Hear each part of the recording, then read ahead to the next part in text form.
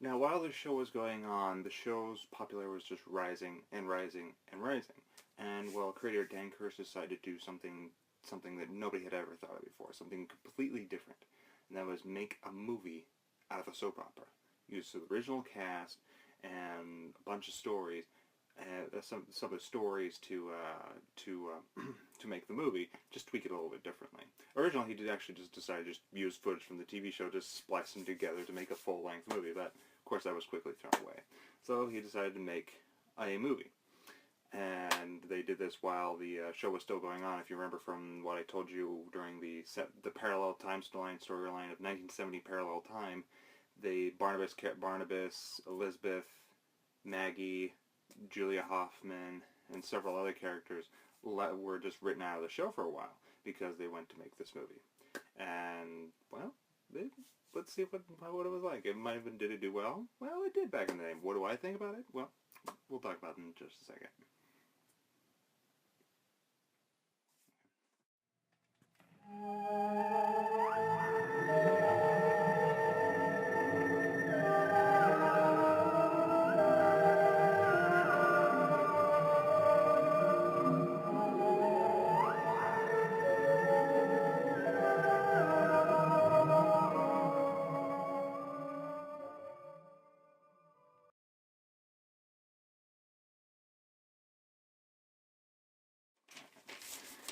The first film is called House of Dark Shadows. It is about handyman Willie Loomis finding a coffin he believes to have jewels, but finds instead a 175-year-old vampire, Barnabas Collins.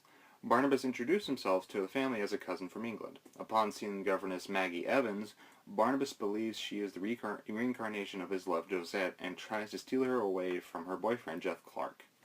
With Dr. Hoffman curing him, it seems Maggie will be his, but with vampiric murders and the cure going south, Barnabas is left with only one option. This was actually a good horror film to watch. It was scary, creepy, bloody, and I mean bloody. A nice love story and a swell of great actors. And because this is a movie, the actors actually had time to learn their lines and perform better than they did on the show. The few sets that were made for the movie and the locations used for the film not only went along with the gothic tone, but complemented the TV show, and with the set decoration, made certain sets very creepy and gave a very scary vibe. And also, this film was taken seriously. Most movies based on TV shows add unnecessary humor, or add changes that doesn't complement the source material. Like, let's face it, 21 Jump Street was just not great. This movie actually pleased fans of the show and entertained non-fans. Both as a critic and a fan, I have to give this movie a 3 out of 5 stars. However, this film, because of how creepy it was, how scary it was, it actually, parents who watched the film with their kids, and the kids watched the original show, parents had to take their kids to go see it. The parents saw the movie and was like, "Is this what our children were watching? We need to stop them from watching the show, because they thought this is what the show was. The show is obviously not. They couldn't do the level of horror and violence they did in the movie as they could do in the show. So, but parents didn't think that. In fact, they just had their children stop watching the show immediately, and the ratings dropped dramatically.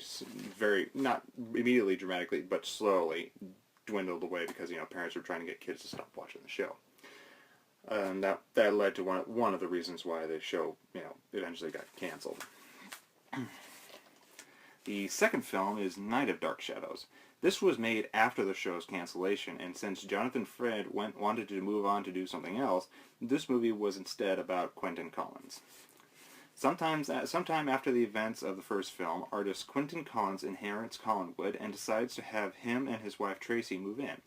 At first, things seem to be going well, but soon Quentin starts seeing things and his past life starts interfering and taking possession of himself and his life. And if that happens, the spirit of the witch Angelique will come to life. Originally, this was supposed to be a darker film, but it was edited down and the footage was lost for some time and only recently found with the audio missing. What we see with the film now, the original theatrical cut, which is still in circulation because the found footage is not useful. What we see in the movie is instead a gothic romance supernatural thriller that is more weird than scary or anything else. At times it felt weak. It didn't feel like the whole story was being told.